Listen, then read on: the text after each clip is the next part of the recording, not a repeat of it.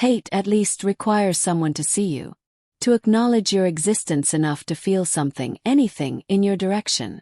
No, the worst feeling is the cold, clinical indifference of being utterly ignored. Of standing in a room full of your own kind and realizing you might as well be a shadow on the wall. Formless. Forgettable. Beneath notice. For 3 years, Eloan had endured the Sunstone Pack's mating ceremony. For 3 years she had watched the other unmated females, vibrant, laughing, confident, be chosen by eager alphas and betas whose eyes burned with want and possession.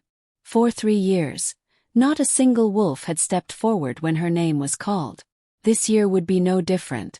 She knew it in her bones, in the way her heart had learned to beat smaller, quieter, taking up less space in her own chest.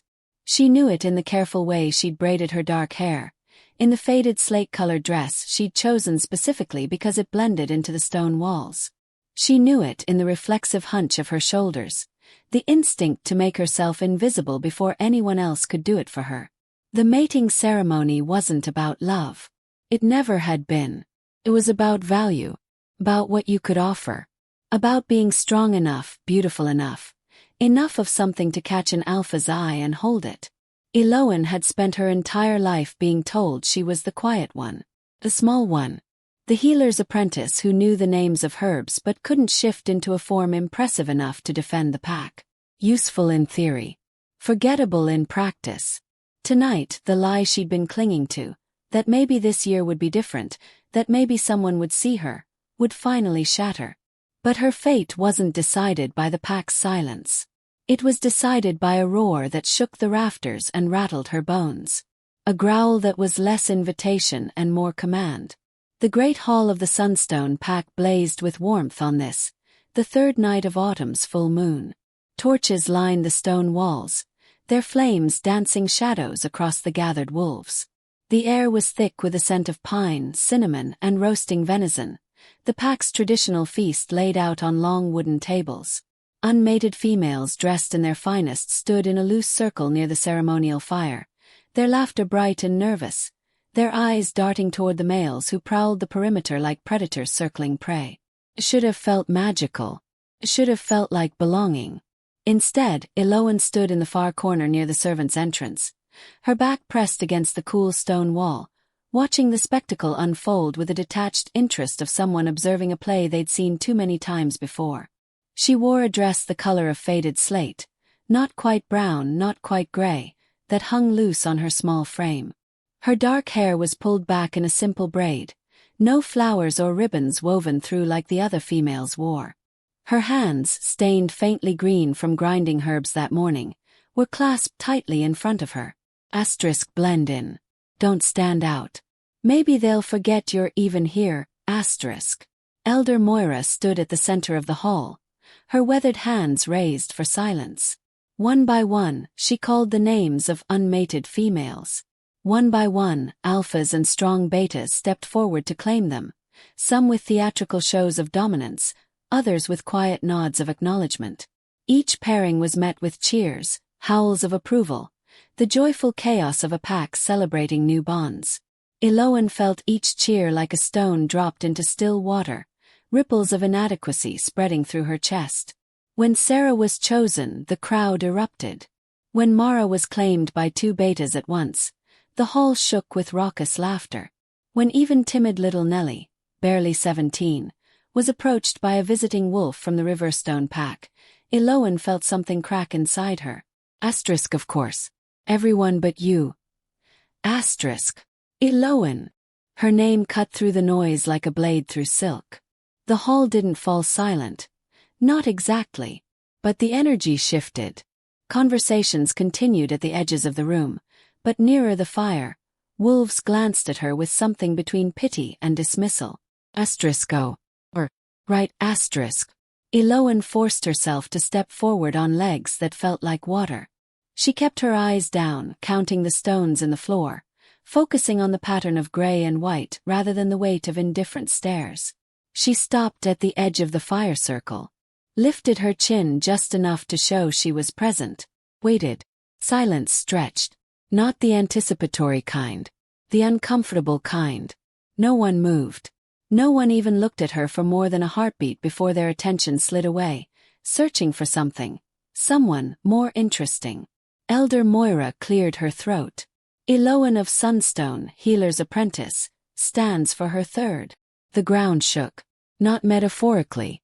The stone floor actually trembled beneath Eloan's feet, and she stumbled, catching herself against the edge of a table. Around her, wolves froze. Conversations died. Even the crackling fire seemed to quiet. The massive oak doors at the entrance to the great hall, doors that took 3 strong wolves to open, exploded inward with a crack of splintering wood. And through the dust and chaos walked something out of a nightmare. He was enormous, easily a head taller than Sunstone's largest alpha, with shoulders so broad he had to turn slightly to fit through the doorway. His hair was long and pale as moonlight, falling past his shoulders in a wild mane. His eyes were the color of smoke and shadow, cold and utterly devoid of mercy.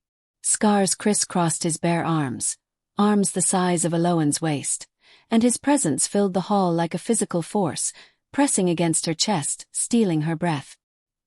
He wore the leather and bone armor of the northern packs. The savage packs. Someone behind Eloan whispered the name like a curse. Direfong. The giant alpha's eyes swept the hall with the lazy confidence of a predator surveying prey.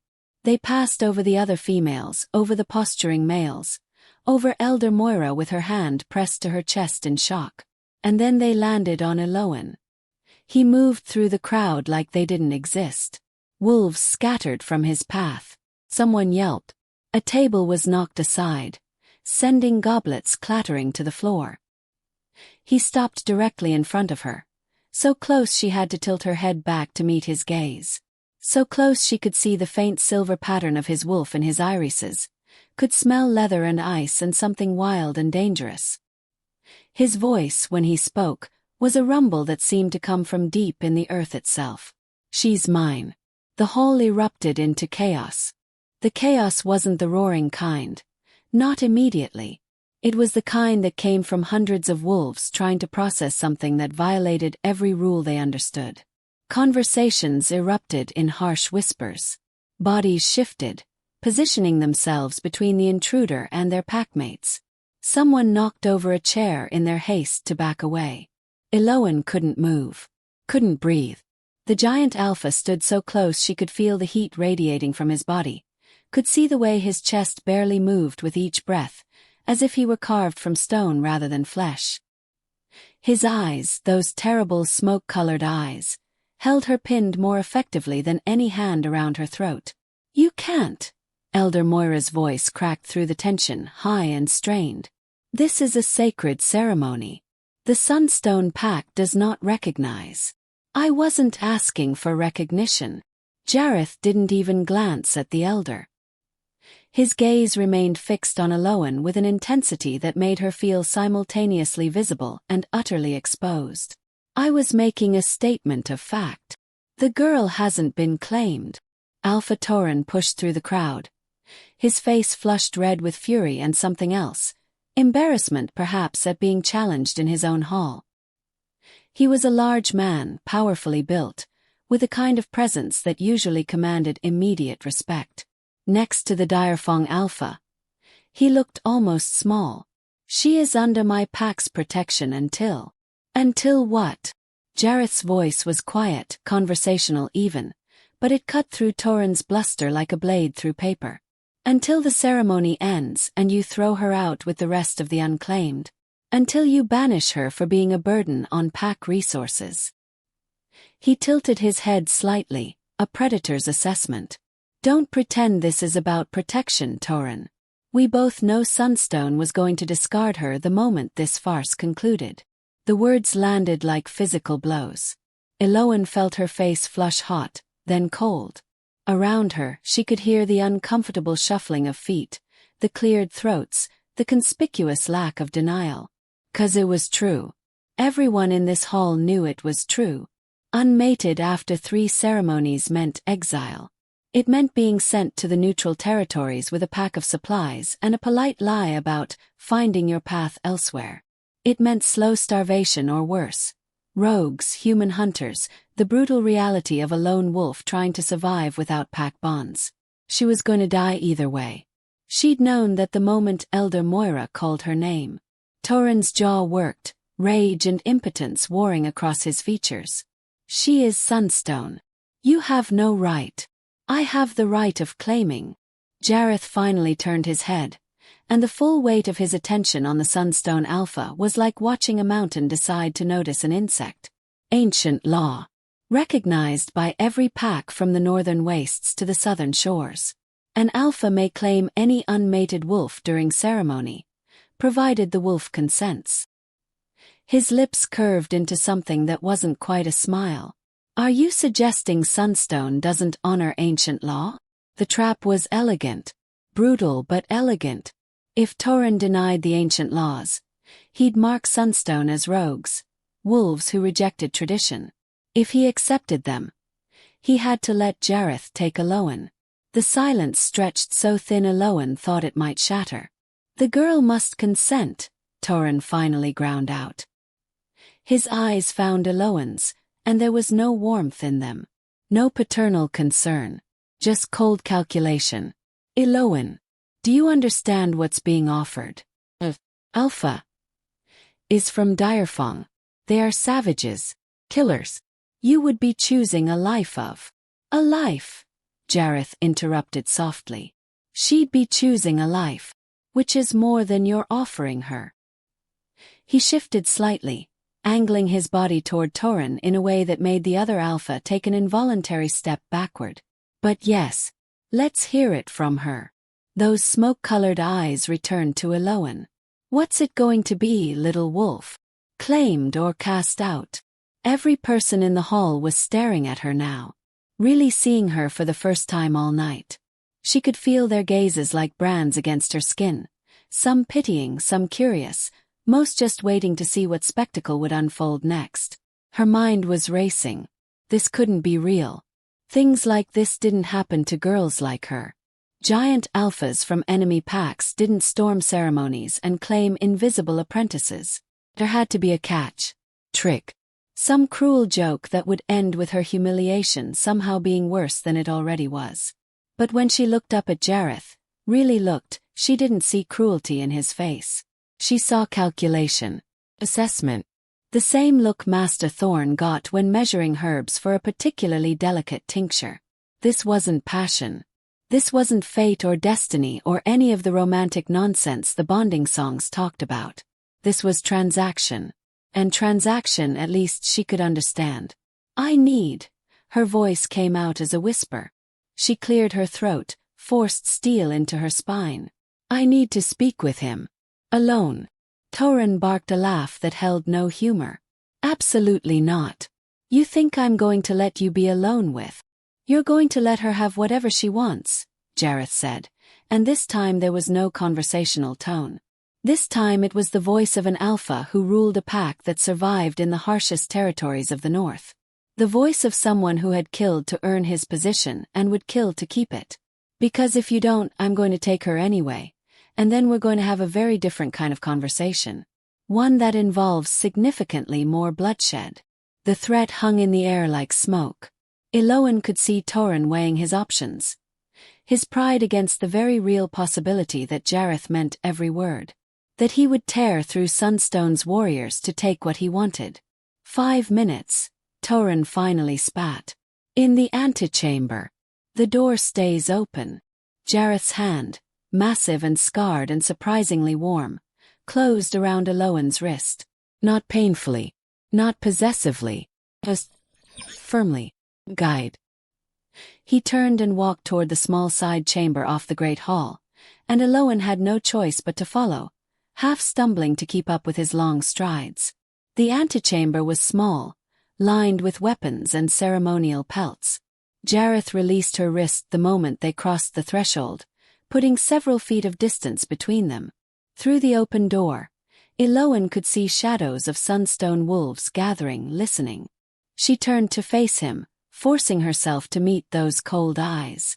Why? Why what? Why me? The words burst out before she could stop them. You could have claimed anyone in that hall. There were unmated females who actually wanted to be chosen. Stronger ones. Prettier ones. I'm nobody. I'm nothing. So why?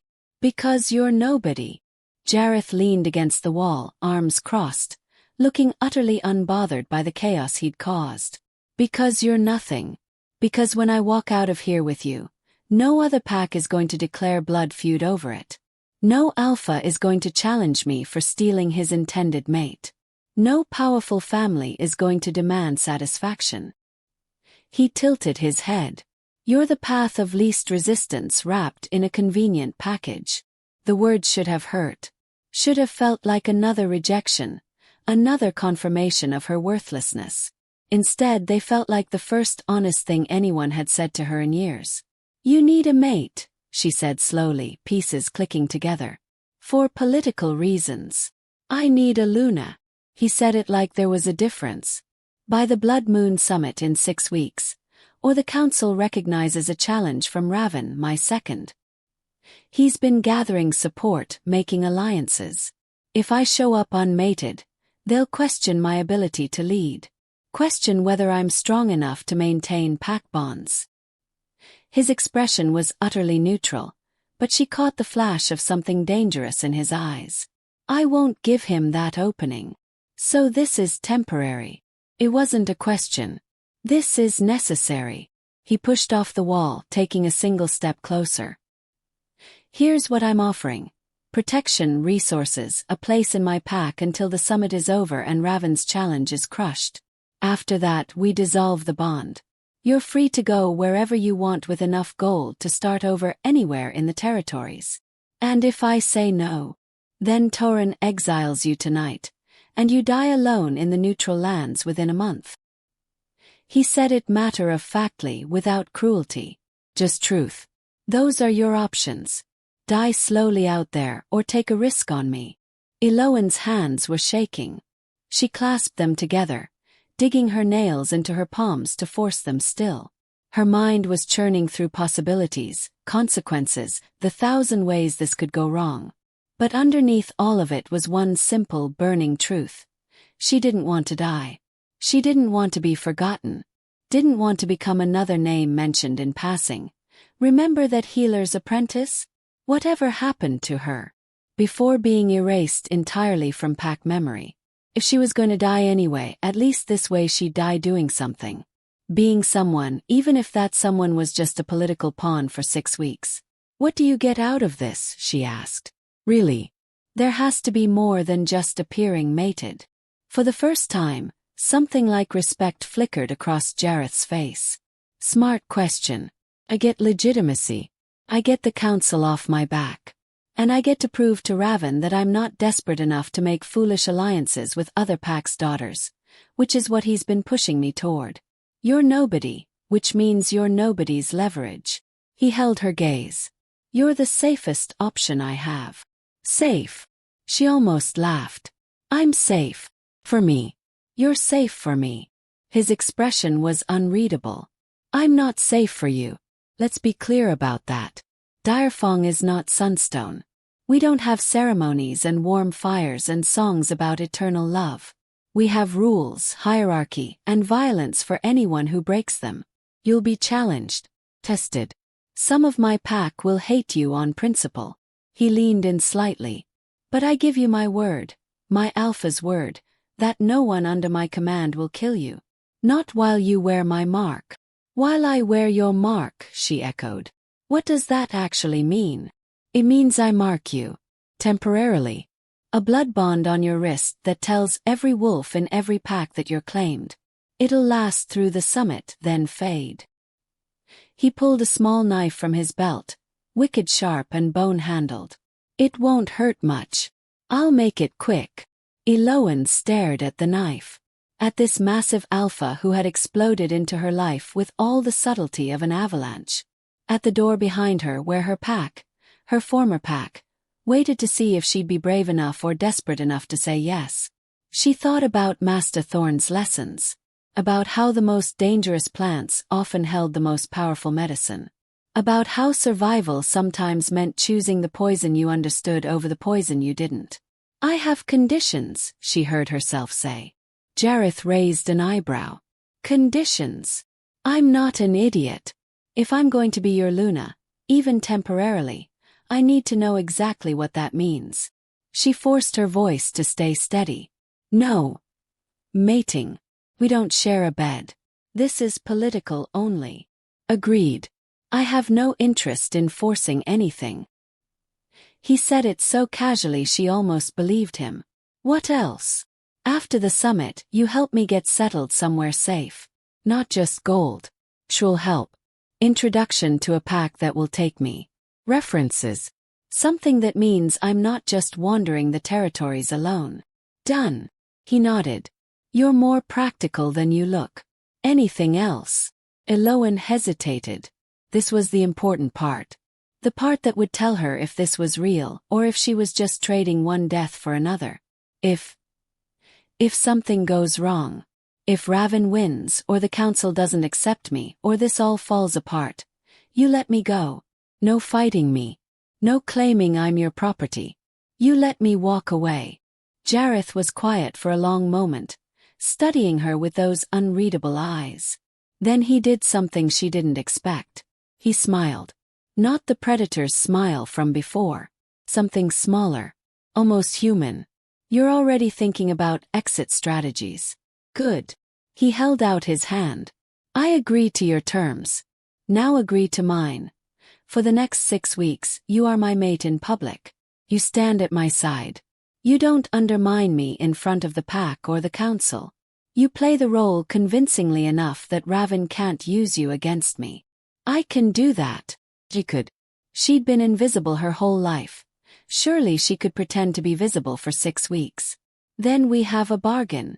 He kept his hand extended. Last chance to back out, little wolf. Once I mark you, you're mine until the summit is over. No changing your mind. No running home to Sunstone. Eloan looked at his hand. Scarred and calloused and large enough to snap her wrist like kindling. She looked past him to the open door, where she could see the edges of her pack waiting, judging, already forgetting her.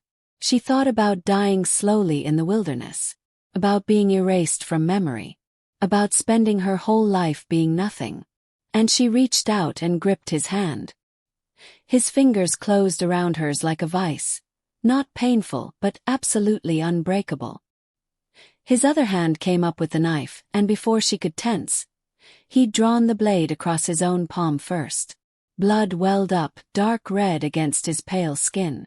This is going to sting, he warned, and then he pressed the knife to her wrist. He was right. Stung. But it was over in a heartbeat. A shallow cut, precise and controlled, that welled with blood immediately. Before she could react, Jareth pressed his bleeding palm against her wrist, and she felt something surge through her. Not quite pain. Not quite pleasure. A recognition. Bond. The blood on her wrist began to glow faintly silver, then sank into her skin like water into sand, leaving behind a mark that looked like old scarring, a crescent moon wrapped in thorns. It's done. Jareth released her hand, wrapping his own palm in a strip of leather to stanch the bleeding. You're marked. Until the summit. Eloan stared at the mark on her wrist. Felt warm. Alive. She could feel it pulsing in time with her heartbeat, and underneath that, something else. An awareness of Jareth, of his presence, like a weight at the edge of her consciousness. I can feel you, she whispered. That's the bond. It goes both ways, but it's weak. Temporary. He was already turning toward the door. Come on. Time to make this official and get out of here before Torin works up the courage to do something stupid. They walked back into the great hall together. The moment they appeared, the noise died. Every eye locked onto Eloan's wrist, where the mark was visible even from across the room. A clear, unmistakable claim. Elder Moira looked like she'd aged 10 years. Is it done? It's done. Jareth's voice carried through the hall. Eloan is mine. Luna of Direfong. Any wolf who challenges this challenges me directly. Torin's face was purple with suppressed rage, but he said nothing. There was nothing to say. Ancient law had been honored. The claim was valid. We're leaving. Now. Jareth's hand found Eloan's back, Not pushing but guiding. She has 5 minutes to gather her things. I don't. Eloan started then stopped. I don't have anything worth gathering. Something flickered across Jareth's face. Surprise. Pity. It was gone too quickly to identify. Then we leave now. He walked toward the doors, and Eloan followed, feeling the weight of hundreds of stairs on her back. No one tried to stop them. No one said goodbye. She caught a glimpse of Master Thorn near the back of the hall. His weathered face creased with something that might have been concern or might have been relief at being rid of a burden. She didn't look back. Outside, the night air was cold and sharp, carrying the scent of pine and coming frost. 4 wolves waited in the shadows. Direfang warriors, massive and scarred, watching the door with the alertness of predators in enemy territory. One of them, a woman with a shaved head and eyes like chips of ice, looked Eloan up and down with open disdain. This is what you chose. This is what I chose. Jareth's tone made it clear the discussion was over. Mount up. We ride through the night. One of the warriors brought forward a horse, a massive black destrier that snorted and pawed at the ground. Jareth swung up into the saddle with fluid ease, then reached down. Can you ride? Eloan stared at his outstretched hand, at the mark on her wrist that still pulsed with warmth, at the path stretching into darkness beyond Sunstone's borders.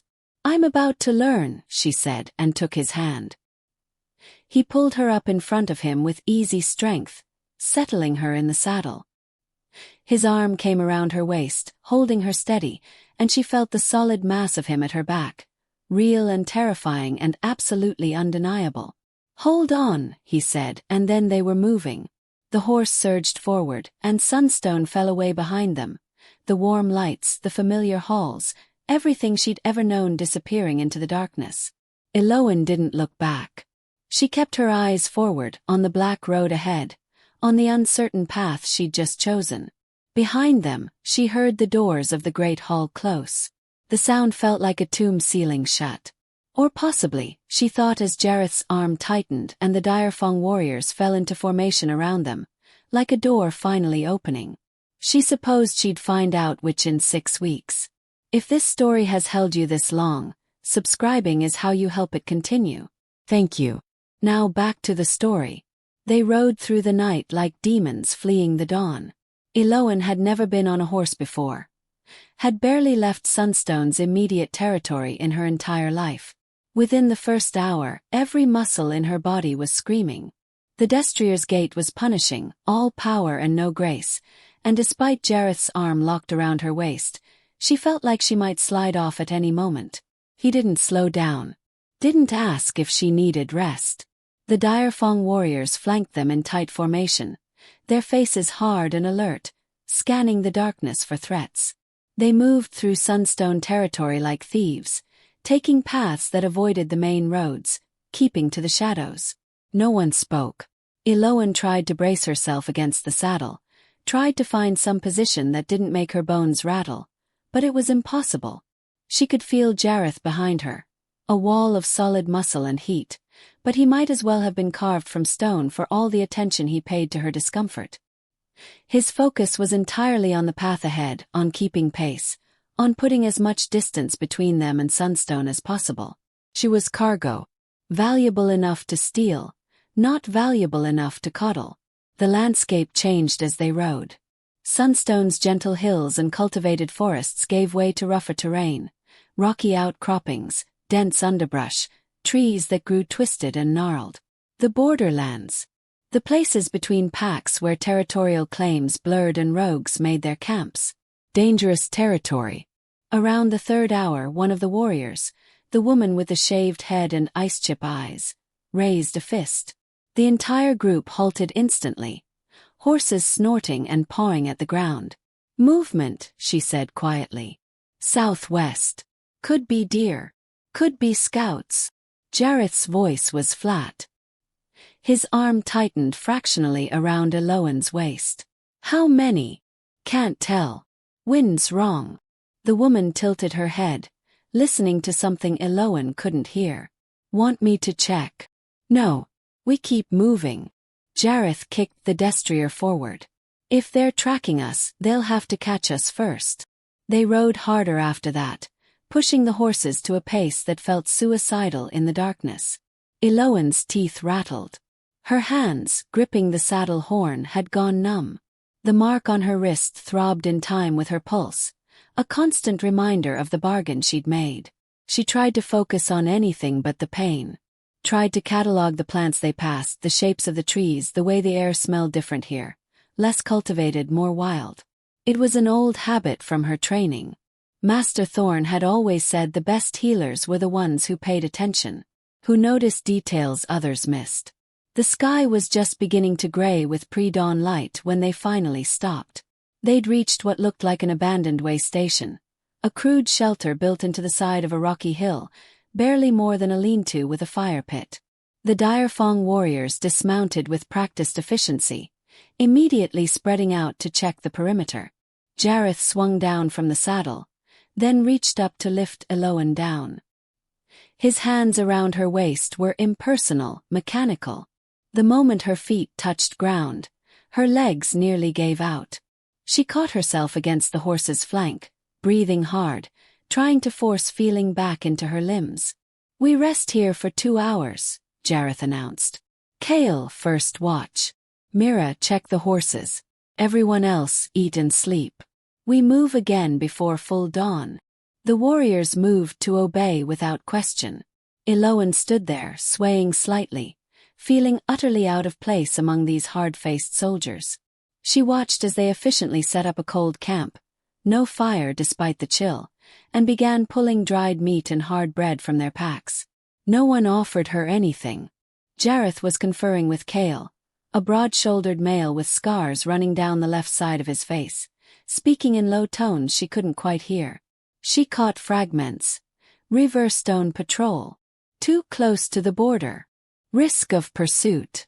Eloan wrapped her arms around herself and tried not to shiver. The dress she'd worn to the ceremony, that stupid faded slate dress she'd chosen to be invisible, was completely inadequate for riding through the cold borderlands. Her teeth were chattering. She forced herself to move toward the lean-to to get out of the wind at least. Her legs felt like water, each step an effort. She was so focused on just staying upright that she almost missed it. Almost. She froze mid-step, her gaze locking onto the underside of the lean-to's overhang. There, barely visible in the growing light, was a small bundle of dried plants tied with grass twine and wedged into a crack in the wood. Her heart started pounding for reasons that had nothing to do with exhaustion. She knew that bundle. Knew the specific way the stems were wrapped, the type of grass used, the deliberate placement. It was a trail marker, a message left by wolves for other wolves. And the plants in that bundle were monkshood and foxglove.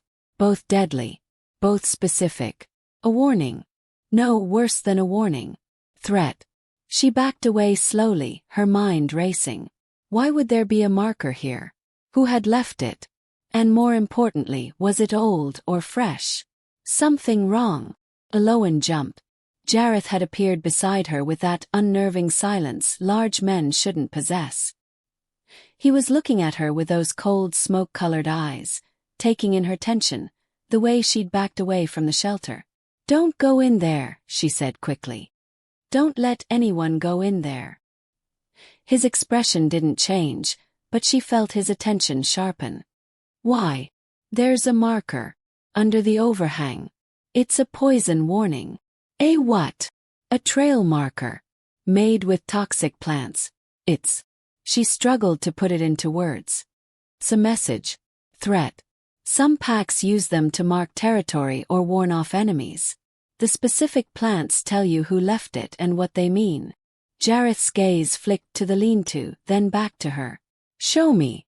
She led him to the entrance, pointing up at the small bundle without getting too close. "See. Monkshood and foxglove, tied with sedge grass. That's Riverstone Pack's signature. They use those specific plants because their territory has a lot of wetlands where they grow naturally." "Riverstone." Jareth's voice was flat. "We're still 2 miles from their border. Which means they're extending their territorial claims." Eloan studied the bundle more carefully, noting the slight browning of the leaves, the way the twine had weathered. This was placed maybe 3-4 days ago. Fresh enough to be relevant. And the plants themselves.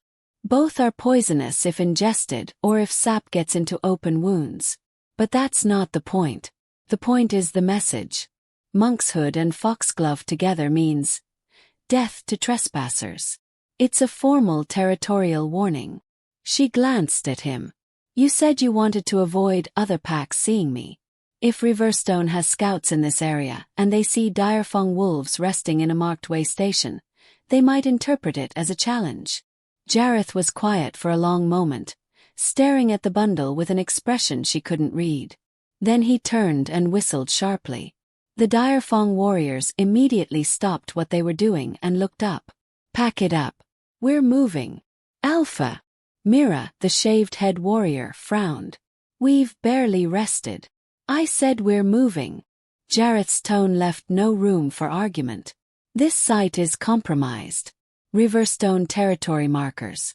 We push north to the ridge line. There was a moment of surprise, quickly masked, before the warriors began efficiently repacking. Within minutes, they were mounted again, and Eloan found herself back in front of Jareth on the massive destrier. His arm once more locked around her waist. They rode for another hour, climbing into rockier terrain where the trees thinned and the wind bit harder. Finally, Jareth called a halt in a natural depression between two large boulders, defensible, hidden, and most importantly, unmarked. This time they made camp properly. Someone produced a thin bedroll and handed it to Eloan without comment. Someone else passed her a water skin and a strip of dried meat that tasted like leather but at least stopped her stomach from eating itself. She sat on the bedroll, trying to process everything, trying to ignore the way every muscle in her body ached. Around her, the Direfong warriors moved with military precision, setting up a proper watch rotation, tending to the horses, speaking in low murmurs. She caught them looking at her. Quick glances, assessing. The woman who'd spotted her, who'd understood what the marker meant and gotten them out of a potentially dangerous situation, was not the same as the scared little apprentice they'd expected. Jareth spoke with his warriors for several minutes, then finally made his way over to where Eloan sat. He dropped into a crouch in front of her, studying her with that unsettling intensity. That was good work, he said finally. How did you learn to read trail markers? I didn't learn it formally. She struggled to explain. Master Thorn, the healer I apprenticed with, he was old. He'd traveled extensively before settling in Sunstone. He used to tell stories about the different packs, their territories, their customs. The plants they used for medicine, for poison, for messages. She flexed her cold fingers. I remember things. Patterns. Once I see something, I don't forget it. So you're not just a healer. You're a... He paused, searching for the word. An observer. She supplied it herself. I notice things. Plants, behaviors, patterns. It's not fighting. It's not strength. But it's kept me alive this long. Jareth nodded slowly. In Direfong we have a saying. The wolf who sees the trap lives longer than the wolf who springs it. Your skill is valuable. He sat back on his heels. But you need to understand something. My pack won't see it that way. Not immediately. Because I'm small. It wasn't a question. Because you're an outsider. He said it bluntly. Because you're unmated, or were until last night. Because they'll look at you and see weakness, a liability. Something I've brought into pack territory that will make us vulnerable. His expression was hard. Especially Lilith. You're beta. Eloan remembered him mentioning the name back at Sunstone. My second. She's. He seemed to consider his words. Formidable. Strong enough to challenge most alphas and win. She has alpha blood herself. Comes from a line of pack leaders. She's loyal, but she's also ambitious and deeply protective of Direfang's strength. His eyes locked onto Eloan's. She's going to see you as a mistake. A weakness I've allowed into the pack. Will she challenge me? She'll test you. Jareth's tone suggested this was inevitable. The whole pack will. That's how we work. We don't have ceremonies and gentle introductions. We have hierarchy, and hierarchy is proven through action. He leaned forward slightly. You survived tonight because you were useful. You need to keep being useful. Eloan felt a chill that had nothing to do with the cold wind. What happens if I'm not? Then the pack will demand I remove you. And I will. He said it without emotion, a simple statement of fact. I told you this was a bargain. I'll protect you from being killed, but I won't protect you from being tested. If you can't prove your worth, you're a liability I can't afford. The words should have terrified her. Instead, they clarified something. Made the situation crystalline and simple. She had 6 weeks to prove she was more valuable alive than discarded. 6 weeks to convince a pack of warrior wolves that the small, quiet healer was worth keeping around. 6 weeks to become someone who couldn't be ignored. Then I'll be useful, she said quietly. Jareth studied her for another long moment, then nodded. There's something else. Your name. My name. Eloan of Sunstone. That name is dead now. You're Direfong. He straightened up to his full height, looking down at her. In my pack you earn your name. You choose something that represents who you are, what you bring. What you want to be known for. Eloan blinked. I just pick a new name. You pick the name you're willing to defend. His expression was unreadable. Because when Lilith and the others challenge you, they'll use that name. They'll test whether you deserve it. So choose carefully. Her mind whirled. New name. New identity. The chance to be something other than the invisible apprentice. The forgettable girl who blended into shadows. What did she want to be? Strong. She wasn't strong. Not like these warriors. Fierce. She'd never been fierce in her life. But she'd survived. She'd observed. She'd learned to recognize the deadly things hiding in plain sight. The poisonous plants that looked like medicine. The subtle threats woven into innocent-seeming messages. She'd learned that the smallest, quietest things could be the most dangerous if you knew how to use them. Viper, she said suddenly. Jareth raised an eyebrow. Viper. They're small. Easy to overlook. But they see everything, and their bite is lethal. She looked up at him, forcing steel into her voice despite the exhaustion. People underestimate them. That's how they survive. For the first time since claiming her, Jareth smiled. Not the predator's smile from the ceremony. Something with actual approval in it. Viper. He tested the name, rolling it around. Venomous, patient, and easily underestimated. I like it. He held out his hand. Welcome to Direfong, Viper. She took his hand, feeling the rough calluses against her palm, the strength in his grip. One more thing, he said, not releasing her hand. When we reach Direfong territory, probably by nightfall, you don't show fear. You don't apologize for being there. You don't ask permission to exist. His grip tightened slightly. You're my Luna. That means you stand beside me, not behind me. Even if you're terrified. Even if Lilith looks at you like your prey. You hold your ground. Understood. I understand. Do you? His eyes bored into hers. Because the moment you show weakness, they'll tear you apart. Not literally, I won't allow that. But they'll make you wish you'd stayed in Sunstone and taken your chances with exile. Eloan thought about the mating ceremony. About standing in that corner year after year, invisible and dismissed. About the way her pack had looked through her like she was air. About Master Thorn's expression when Jareth had claimed her. Relief at being rid of a burden. I've been torn apart before, she said quietly. Just more slowly. At least your way is honest.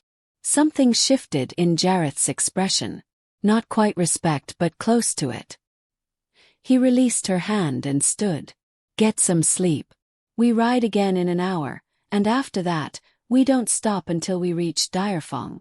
He turned to walk away, then paused. Viper. Yes. That trail marker. In a real pack, noticing that might have saved lives tonight. Riverstone patrols don't mark territory for fun. They mark it because they're ready to defend it. He glanced back at her. You might not be strong, but you're not useless. Remember that when Lilith tries to convince you otherwise. He walked away, leaving Eloan sitting on the thin bedroll with the cold wind cutting through her inadequate dress and the mark on her wrist pulsing steadily. Viper. She tested the name silently, feeling the shape of it. Felt dangerous, purposeful. Nothing like Eloan, with its soft syllables and gentle implications. Around her, the Direfong warriors settled into their rest positions. Even sleeping, they looked alert, dangerous. She was so far from Sunstone now. So far from anything familiar. She lay down on the bedroll and closed her eyes, but sleep wouldn't come. Her mind kept circling back to Jareth's words. They'll test you. You need to keep being useful. The moment you show weakness, they'll tear you apart. She'd chosen this. Chosen danger over insignificance. Chosen the Viper's path. Small and deadly and surviving on cunning rather than strength. Now she just had to hope she'd chosen correctly. In the distance, she could hear the warriors changing watch. Someone was sharpening a blade. The rhythmic scrape of metal on stone. The wind carried the scent of pine and rock and something wilder. Something that smelled like the edge of civilization. Direfong territory. By nightfall, she'd meet Lilith. By nightfall, she'd face whatever test the pack had waiting for her. Eloan, no Viper, opened her eyes and stared at the lightening sky, willing her racing heart to slow. 6 weeks. She just had to survive 6 weeks. She'd survived 23 years of being invisible. Surely that counted for something. Direfong was not a place. It was a statement. The fortress rose from the mountainside like something carved by violence rather than design. All sharp angles and brutal stone, built into the cliff face itself as if the pack had decided to become part of the mountain rather than simply live on it. Watch towers jutted from the rock at irregular intervals, their silhouettes black against the setting sun. No gates, no welcoming courtyard. Just a narrow path carved into the mountainside that looked like it could be defended by 3 wolves against an army. Eloan felt her stomach drop as they approached. Sunstone had been warm stone and wooden halls, gardens and gentle slopes. Direfong was granite and iron, edges and shadows. Even the air felt different here. Thinner, sharper, carrying the bite of permanent winter despite it being early autumn. The path forced them into single file. Jareth led, with Eloan still mounted in front of him, the other warriors following behind. As they climbed, Eloan caught glimpses of wolves on the watchtowers. Silent, unmoving, tracking their approach with the cold attention of predators. They already know, she said quietly. They've known since we crossed into territory an hour ago. Jareth's voice was close to her ear. Direfong doesn't allow surprises. The path opened suddenly into a large courtyard carved directly from the mountain itself. Stone buildings formed a semicircle against the cliff face, connected by covered walkways and defensive positions. Everything was built for function over beauty. Storage for weapons, training grounds worn smooth by countless sparring matches, a central fire pit large enough to roast a whole elk, and wolves, dozens of them. They emerged from buildings and doorways, materialized from shadows and alcoves, appearing on balconies and rooftops. All of them stopped what they were doing to stare. Not with curiosity, with assessment, with the cold, calculating gaze of warriors evaluating a potential threat or, more accurately, a weakness. Jareth dismounted in one smooth motion, then reached up to lift Eloan down. The moment her feet touched the ground, she felt the weight of all those eyes like physical pressure. Her instinct was to hunch, to make herself smaller, to disappear into the background. Instead, she forced her spine straight. Forced herself to meet the stares with as much composure as she could fake. Jareth's words echoed in her mind. Asterisk, don't show fear. Don't apologize for being there. Asterisk. Direfong. Jareth's voice rang across the courtyard, amplified by the stone walls. This is Viper. Iluna. She stands under my protection and bears my mark. Silence. Not the shocked kind from Sunstone. The dangerous kind. The kind that came before violence. Then someone laughed. It wasn't a pleasant sound. It was mocking, sharp-edged, designed to cut. A male voice from somewhere on the right side of the courtyard. That's what you brought back. More laughter, joined by others now. I've seen bigger rabbits. Does she even know how to shift? Another voice, female this time. Maybe she's his pet. Like a lap dog.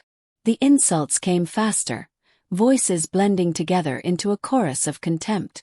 Eloan felt heat rising in her face, felt the instinctive urge to defend herself, to explain that she wasn't what they thought. Jareth's hand touched her lower back. Not pushing, not restraining. A reminder. She swallowed the words and kept silent.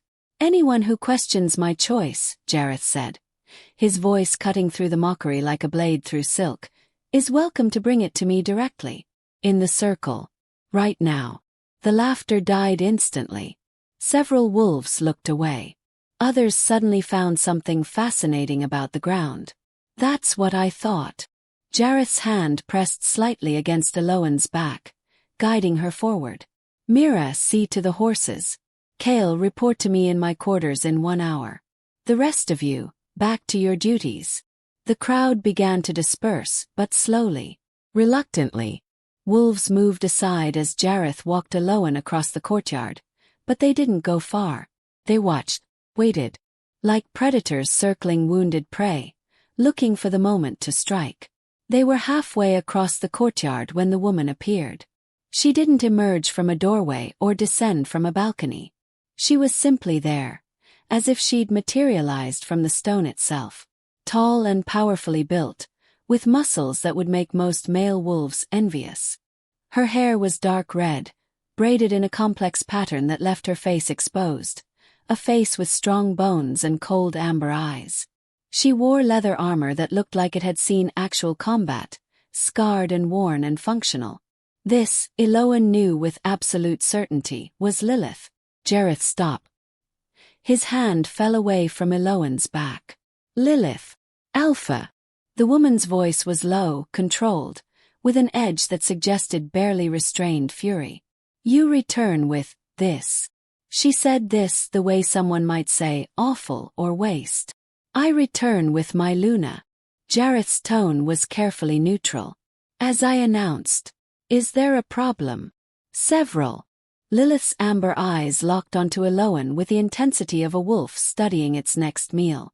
But I suppose they can wait for the council. She took a step closer, circling slightly, forcing Eloan to turn to keep her in sight. So you're what passes for Luna material in the southern packs. Tell me, little rabbit, can you even fight? Don't show fear. Don't apologize. No, Eloan said quietly. I can't. The admission rippled through the watching wolves like wind through grass. Someone snickered. Lilith's lips curved into something that wasn't quite a smile. Can't fight. So you're a healer then? A skilled herbalist, perhaps? Surely you must bring some value to our alpha. I observe. Eloan kept her voice steady despite her pounding heart. I notice things others miss. I survive. You observe. Lilith repeated it like it was the most ridiculous thing she'd ever heard. How quaint. She moved closer, and Eloan had to resist the urge to step back. The woman radiated power, not just physical strength, but the kind of presence that came from years of dominance, of winning challenges, of being feared. Let me tell you what I observe, little rabbit. I observe a wolf barely bigger than a child. I observe someone who can't defend themselves, let alone defend their alpha. I observe a liability that will get good wolves killed. Enough. Jareth's voice was quiet, but it carried the weight of absolute authority. You've made your point. Have I? Lilith finally looked away from Eloan to face Jareth directly. Because I don't think I have. You left 6 days ago to attend some southern ceremony.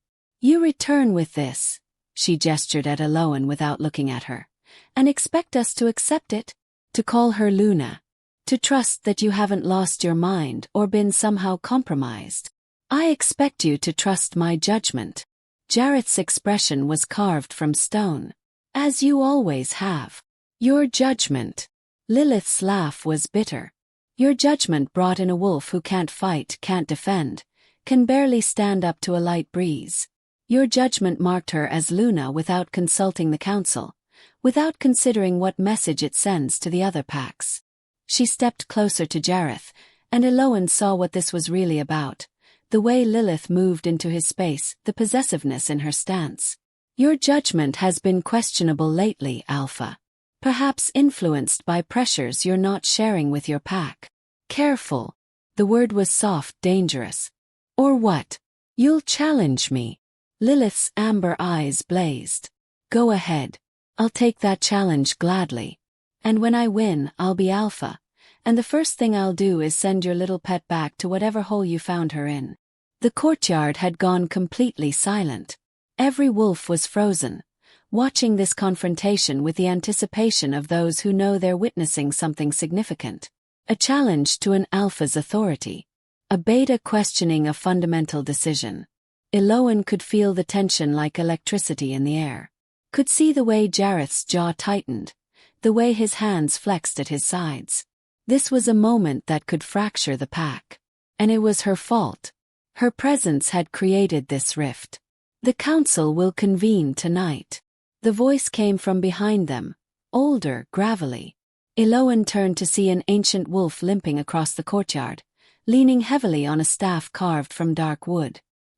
His hair was white, his face lined with decades of living, but his eyes were sharp and missing nothing. Lilith raises valid concerns. The pack has a right to understand this. Development. Jareth's expression didn't change, but Eloan felt his tension through the mark on her wrist. Elder Garrick. Alpha. The old wolf inclined his head with just enough respect to avoid insult. You know the law. A new Luna must be presented to the council. Given Direfang's unique circumstances and the upcoming summit, I believe we should also invoke the ancient rites. The test of worth. Lilith said it with satisfaction. Yes. Let's see if this little rabbit deserves the title Luna. Eloan's heart stuttered. Test of worth. Jareth had mentioned it during their ride. A multi-day trial of survival and endurance. Designed to expose weakness. Designed to kill pretenders. The test hasn't been invoked in 20 years, Jareth said flatly. Not since my father. Which makes it tradition. Elder Garrick's tone was implacable. Ancient law, Alpha. You claimed this female under ancient law. We may test her under the same. His weathered gaze found Eloan. Unless she wishes to withdraw the claim. To admit she cannot fulfill the role. It was a trap. A beautifully constructed trap. If she withdrew, she'd be cast out. Sent away from the pack, from Jareth's protection, from the bargain that kept her alive. If she accepted, she'd face a trial designed to prove she was inadequate. Either way, Lilith won. Eloan looked at Jareth. He was staring at Elder Garrick with an expression that promised violence, but she could see the calculation in his eyes. He was weighing options, considering strategies. But he was also bound by something.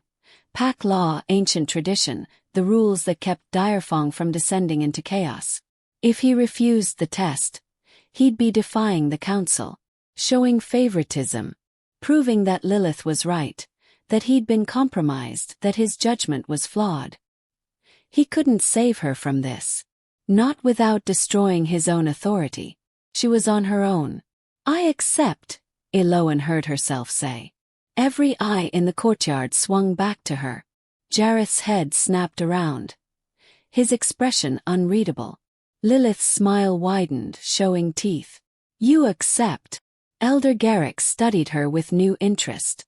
You understand what the test entails. 3 days of trials designed to prove strength, endurance, intelligence, and worthiness. Many have failed. Some have died. I understand. Her voice was steadier than she felt. When do we begin? Tomorrow at first light. The elder tapped his staff against the stone. The council will convene tonight to discuss terms and observe your presentation. Prepare yourself, little Luna. By the end of 3 days, you'll either be Direfang, or you'll be gone." He turned and limped away, leaning on his staff. Slowly, the other wolves began to disperse. Some disappointed the confrontation hadn't turned violent, others clearly excited about the upcoming test. Lilith lingered, her amber eyes locked on Eloan with predatory satisfaction. "I'm going to enjoy watching you fail, little rabbit. And when you do, when you're broken and crying and begging to be released from this pack, I'll be the one to escort you off our territory." She leaned in close enough that Eloan could smell leather and sweat. "Jareth might have claimed you, but this pack is mine. We don't accept weakness. And you, little Luna, are nothing but weakness wrapped in a pretty mark." She turned and strode away, her warriors falling into step behind her. Eloan stood in the courtyard, surrounded by hostile wolves, marked with a claim she hadn't asked for, committed to a test she probably couldn't survive. Jareth's hand found her elbow, guiding her toward one of the stone buildings. His touch was firm but not gentle. He didn't speak until they were inside. A sparse chamber with a large bed, a table, weapons hung on the walls, and a window that looked out over the mountain drop. His quarters. Thalfa's chamber. The moment the door closed, he turned on her. "What were you thinking?" "I was thinking I didn't have a choice." Eloan moved to the window, needing distance, needing air that didn't smell like stone and violence. "If I'd refused, they would have sent me away. Your bargain would be void. So I chose the option that keeps me alive. The test isn't meant to keep you alive. It's meant to break you." Jareth's voice was harsh. "Do you understand that? Lilith will make sure the trials are as brutal as possible within the law. She wants you to fail. Needs you to fail. Because if you succeed, it means I was right to choose you, and her entire challenge to my authority crumbles. Then I won't fail." Eloan turned to face him, seeing her reflection in the window glass. Small and dark-haired and utterly inadequate next to his size and power. "You told me to be useful. You told me my skills were valuable. So I'll use them. This isn't identifying trail markers. This is survival. Combat. Endurance that will push you past any limit you've ever known." He moved closer, and she could see genuine concern in his expression for the first time since they'd met. "I can't help you. The law forbids it. Once the test begins, you're on your own against whatever they throw at you." "I know." And she did. She'd known it the moment she'd accepted. But what choice did I have? Let them think I was weak without even trying. Jareth was silent for a long moment. Then he reached out and caught her wrist, the one with his mark, turning it so the crescent and thorns caught the fading light. "This mark means you're mine. But it also means you represent me. If you fail, it doesn't just hurt you. Hurts my authority. My position." His smoke-colored eyes met hers. "So don't fail." Helpful advice. Despite everything, she almost smiled. "Any other wisdom you'd like to share?" "Yes." He released her wrist. "The first trial is always physical. They'll test your endurance, your pain tolerance. You won't be able to win through strength, you don't have it. So you'll need to win through something else." "Through what?" "That's what you need to figure out." He moved to a chest near the bed, pulled out clothing. Leather pants, a shirt that looked like it would swallow her, boots. "Change into these. The council meets in 2 hours. They'll want to see you before the test begins, to assess what they're dealing with." Eloan took the clothing, feeling the weight of it. Practical. Functional. Nothing like her faded dress. "Jareth." He paused at the door, looking back. "Why did you really choose me? And don't say it was because I was nobody. There are plenty of nobodies who are stronger." For a moment, she thought he wouldn't answer. Then his expression shifted, something almost like honesty crossing his face. "Because every other option came with strings. With families who'd want influence, packs who'd want alliances, political complications that would weaken me more than being unmated." He gripped the door frame. "You were simple. Clean. A straightforward transaction. But now." He shook his head. "Now you're the most complicated decision I've made in years." He left, the door closing behind him with quiet finality. Eloan stood alone in the Alpha's chamber, holding clothes that smelled like leather and stone, staring at the mark on her wrist that pulsed steadily with her heartbeat. 3 days. She had 3 days to prove she deserved to be here. 3 days to convince a pack of hostile warriors that the small, quiet healer was worth more than the effort it took to dispose of her. 3 days to survive what was designed to kill her. She changed into the leather clothing, cinching the belt as tight as it would go to keep the pants from falling off her narrow hips. The boots were too large, but she stuffed them with strips torn from her old dress. The shirt hung past her hands, so she rolled the sleeves up repeatedly until she could see her fingers. She looked ridiculous, like a child playing dress-up in adult clothing. But when she caught her reflection in the polished shield hanging on the wall, she saw something else. The mark on her wrist was visible even under the rolled sleeve. Her dark hair was tangled from the ride, but her eyes were sharp, alert, watching, observing. Viper, she reminded herself. Not Eloan. Not the invisible apprentice who let herself be dismissed. Viper. Small and deadly and surviving on cunning. She just had to hope cunning would be enough. Outside, she could hear the sounds of the pack preparing for the evening. Voices raised in conversation, the clang of weapons being sharpened, footsteps on stone. Somewhere, Lilith was probably planning exactly how brutal she could make the test without technically violating pack law. Somewhere Raven, the rival Alpha Jareth had mentioned, was watching, waiting for this to fail so he could make his move. And somewhere in this hostile fortress, there had to be something she could use. Some advantage. Some weakness in the test that no one else would see. She had 2 hours before the council meeting. 2 hours to prepare for the worst 3 days of her life. Eloan, Viper, took a deep breath, squared her shoulders and opened the door. Time to start observing. The first trial began at dawn with pain.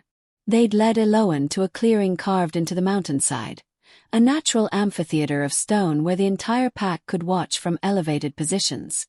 Elder Garrick stood at the center with 3 other council members, their faces impassive. Lilith lounged against a boulder to the right, arms crossed, a satisfied smirk playing at her lips. Jareth stood alone on the opposite side, expression carved from granite. The test of worth consists of 3 trials, Elder Garrick announced, his voice carrying across the stone. Endurance, survival, and judgment. Each designed to prove whether the claimant possesses the strength to stand as Luna of Direfong. His old eyes found Eloan. You may withdraw at any time. There is no shame in recognizing your limitations. Liar. There was nothing but shame in withdrawal. That was the point. I don't withdraw, Eloan said clearly. Then let us begin. Garrick gestured to Lilith. Our second will administer the first trial. Lilith pushed off the boulder with predatory grace. Endurance, she said, circling Eloan slowly. The ability to withstand pain. To keep going when your body screams for you to stop. She smiled all teeth. You'll run the mountain path. 12 miles of steep terrain. You'll carry this. She hefted a pack that looked like it weighed half what Eloan did. And you'll complete it before sunset. Fail and you fail the test. 12 miles. Eloan had never run 12 miles in her life. Had never carried anything heavier than baskets of herbs. The pack alone might crush her. She reached for it anyway. The weight nearly drove her to her knees. Her shoulders screamed in protest, her legs trembled. Around her she heard the pack's murmurs, amusement, pity, contempt all bleeding together. The path is marked, Lilith continued. Don't leave it or you'll be disqualified. Don't stop for more than 5 minutes at a time, or you'll be disqualified. She leaned close. And little rabbit, that pack is filled with stones. Every hour, you're required to check in at a marker and remove 1 stone. By the time you finish, the pack will be empty. If you try to cheat, if you dump stones early, we'll know. Elegant. Brutal. It ensured Eloan would carry the full weight for as long as possible while growing progressively more exhausted. Begin, Elder Garrick said. Eloan began. The first mile was agony. The second was worse. By the third, she'd lost feeling in her shoulders, and her legs were burning with an intensity that made her vision blur. The path was treacherous. Steep inclines, loose rocks, sections where she had to scramble over boulders with a massive pack threatening to pull her backward. She fell twice in the fourth mile. Caught herself both times before the 5-minute rule kicked in. Forced herself back to her feet through sheer bloody-minded stubbornness. At the first marker, a carved stone at the top of a brutal incline, she removed a rock from the pack. Her hands were shaking so badly she nearly dropped it. The reduction in weight was barely noticeable. She kept moving. The pack followed. Not closely, but she could feel them watching from elevated positions, tracking her progress. Wolves moved through the mountains like ghosts, appearing and disappearing between trees and rocks, judging, waiting for her to fail. Mile 6. Her feet were bleeding inside the 2 large boots. She could feel blisters forming and popping with each step. The straps of the pack had worn through her shirt, rubbing her skin raw. Mile 7. She removed another stone. Her lungs burned. Each breath was a knife. Mile 8. She fell again. Lay there for a count of 30, staring at the sky, before forcing herself up. Don't fail. Don't give them the satisfaction. The sun was past its zenith when she reached mile 10. 2 more to go. The pack was lighter now. She'd removed 4 stones, but her body had stopped recognizing the difference between agony and slightly less agony. Everything hurt. Everything screamed. She almost missed the marker for mile 11 because her vision had narrowed to a tunnel. She blinked, forced focus, removed another stone with numb fingers. 1 mile to the finish. She could do 1 more mile. The path descended now, which should have been easier but somehow wasn't. Her knees threatened to buckle with each step. She caught herself on trees, on rocks, on anything that would keep her upright. The clearing appeared ahead, the same amphitheater where she'd started. The pack had gathered again, watching her final approach. She could see Lilith's expression of disappointment. She'd expected Eloan to quit. Phil. Eloan crossed the finish marker and dropped the pack. Her legs gave out immediately. She collapsed onto her hands and knees, gasping, tasting blood in her mouth. Time, someone called out. 2 hours before sunset, Elda Garrick said. She passes the first trial. The words barely registered. Eloan's entire world had contracted to breathing. Just breathing. Her body was a collection of separate agonies competing for attention. Someone, Mira, she thought distantly, dumped water over her head. The shock helped. She managed to sit up to force water down her torn throat. 30 minutes, Garrick announced. Then we begin the second trial. 30 minutes. Barely enough time to remember how to breathe normally. When they finally called her back to the center of the clearing, Eloan's legs were still shaking. But she stood. She met Lilith's cold amber eyes without flinching. Survival, Garrick announced. The ability to sustain oneself in hostile territory. You'll be taken to a section of the mountain and left for 24 hours. You must create shelter, find food, and return here by dawn tomorrow. You may take nothing but the clothes you wear. Lilith stepped forward with a strip of cloth. And you'll do it blindfolded for the first 2 hours.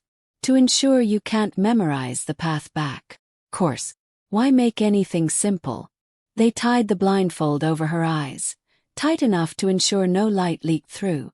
Strong hands gripped her arms, and she was led stumbling away from the clearing.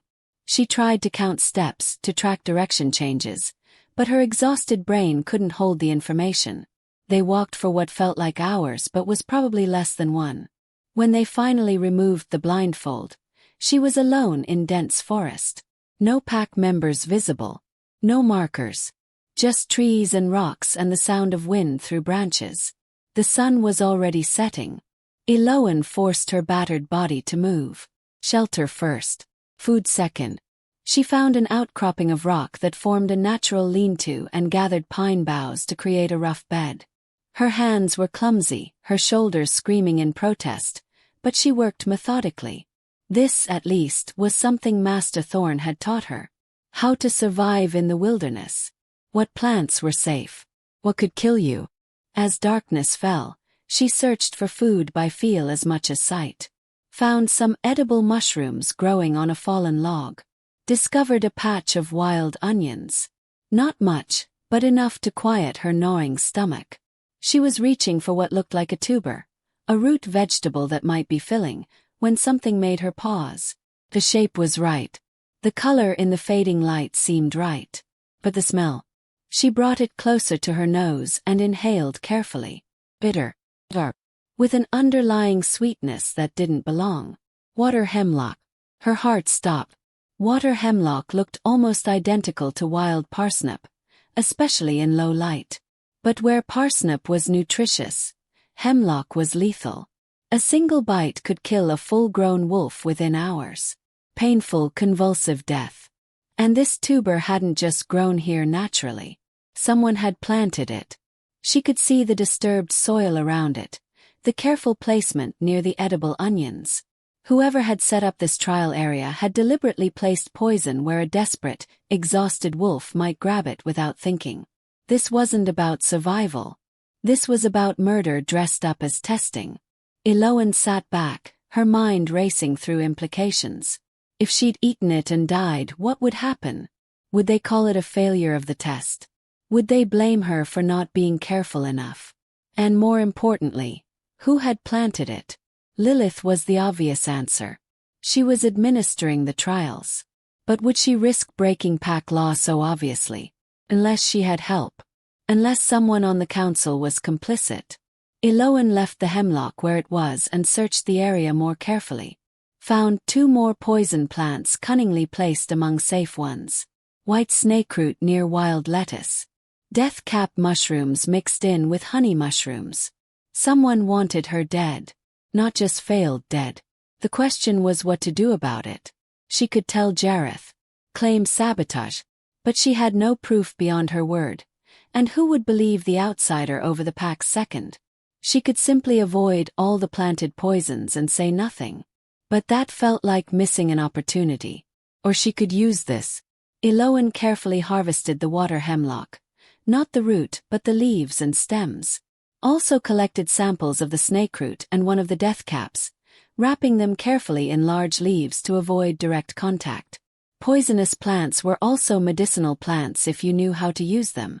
Hemlock in tiny doses could reduce pain. Snakeroot could induce vomiting if someone was truly poisoned. She settled into her shelter and forced herself to eat the safe food she'd found. Her body needed fuel for tomorrow. Then she spent the rest of the night processing the poison plants by moonlight, extracting oils, creating a crude paste, working with tools she fashioned from rocks and sticks. By the time dawn colored the eastern sky, she'd created something that might save her life, or might kill her faster. She'd find out which soon enough. The walk back to the clearing was torture on her abused legs, but she made it before the sun fully rose. The pack was waiting, and she could see the surprise on several faces that she'd survived the night. Lilith's expression was thunderous. Second trial complete, Elder Garrick said, studying Eloan with new interest. You found adequate food. Yes. Eloan met his gaze. Though I noticed several poisonous plants mixed in with the safe ones. Water hemlock, white snakeroot, death caps. Murmurs rippled through the pack. Lilith's face remained impassive, but Eloan saw the slight tightening around her eyes. The mountains are full of dangerous plants, Lilith said smoothly. Part of the test is recognizing what will kill you. Of course. Eloan kept her voice neutral. Which is why I collected samples. In case anyone needed evidence of what grows in that particular area. The implication hung in the air. She knew the poisons had been planted, and she had proof.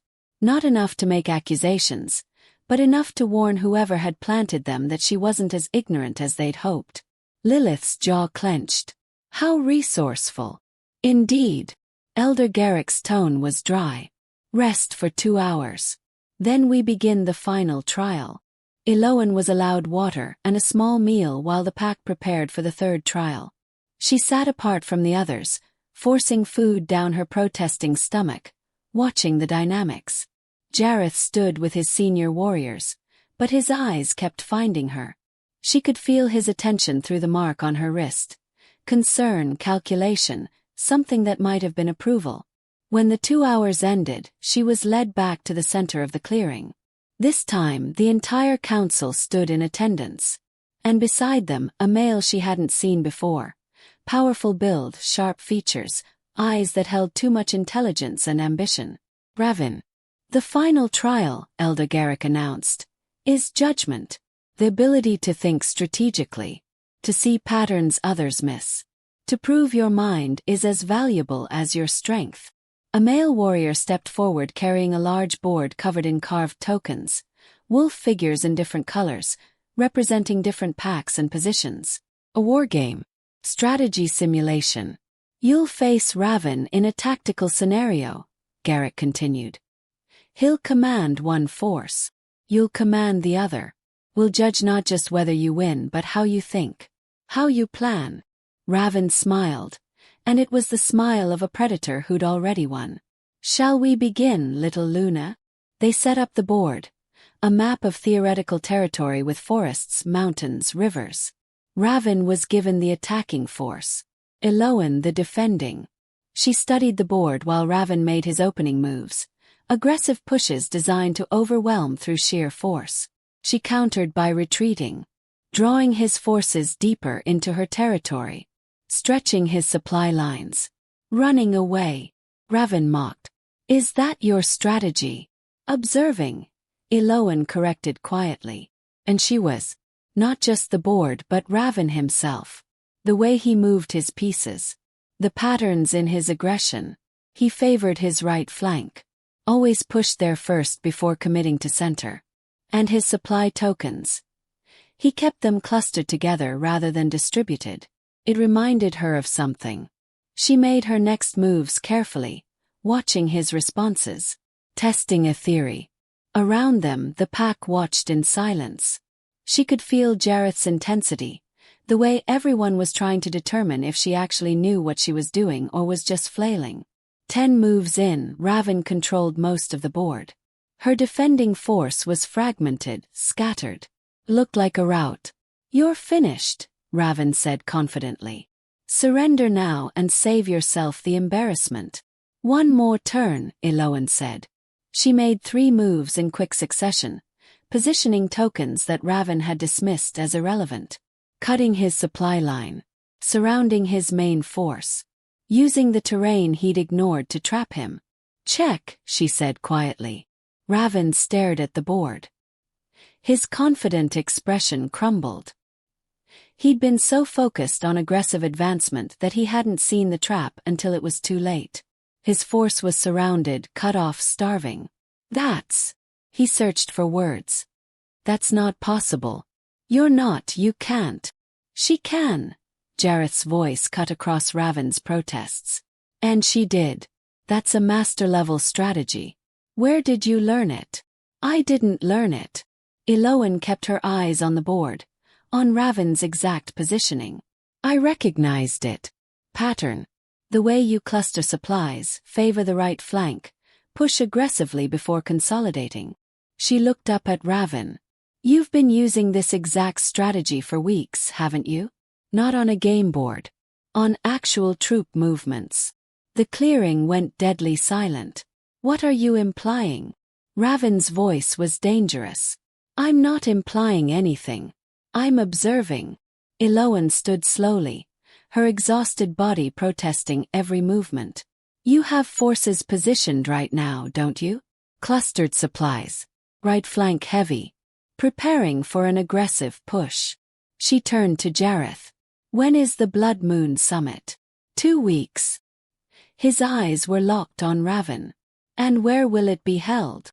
Neutral ground. The stone circle. Jareth's expression was shifting, pieces clicking into place. Which means anyone who controls the territory around the circle controls access to the summit. Eloan's voice was steady despite her pounding heart. If you block the right approaches with sufficient force, you could prevent rival alphas from attending. Make it look like they were too weak or too scared to show up. Raven's face had gone pale, then flushed with rage. You don't know what you're talking about. Don't I? Eloan gestured to the board. This pattern, this exact pattern, is visible in how you've been moving supplies for the last 3 weeks. I saw the reports in Jareth's quarters. The requisition logs. I thought it was just normal preparation for the summit, but it's not. You're not preparing to attend. You're preparing to control who attends. She's guessing, Raven snapped. Making wild accusations based on a game. Then let's check. Jareth's voice was cold. Mira. Bring me the latest patrol reports from the Eastern Territories. All supply movements from the past month. The warriors scrambled to obey. Raven's hands clenched into fists. Lilith watched from the side, her expression unreadable. When the reports came, Jareth spread them across a table. Eloan leaned over, her tired mind focusing despite exhaustion, and began pointing out patterns. Here. 3 supply camps within 2 miles of the Circle's eastern approach. Here, troop rotations that create a bottleneck at the northern pass. And here, she tapped a section, weapons requisitions far beyond what you'd need for normal summit attendance. Jareth studied the reports in silence. When he finally looked up, his expression was carved from stone. Raven. Explain. It's preparation. Prudent security for. It's a siege formation. Jareth's voice cut through the excuse. You were going to blockade the summit. Prevent other alphas from attending, force the council to delay, and use that delay to challenge my position on grounds that I couldn't maintain order. Raven's silence was admission enough. You used the test, Jareth continued, his voice deadly quiet. You wanted her to fail so you could claim I'd lost my judgment, that I was too weak to even choose a proper mate. And if she'd succeeded anyway, you'd have had your blockade in place to strike at the summit regardless. He stepped closer to Raven. How long have you been planning this? Long enough to know you've grown weak. Raven's facade crumbled, revealing naked ambition underneath. You should have exiled her the moment she failed to defend herself. Instead you marked her, protected her, showed the entire pack that you value some southern nobody over Direfang's strength. I showed the pack, Jareth said softly.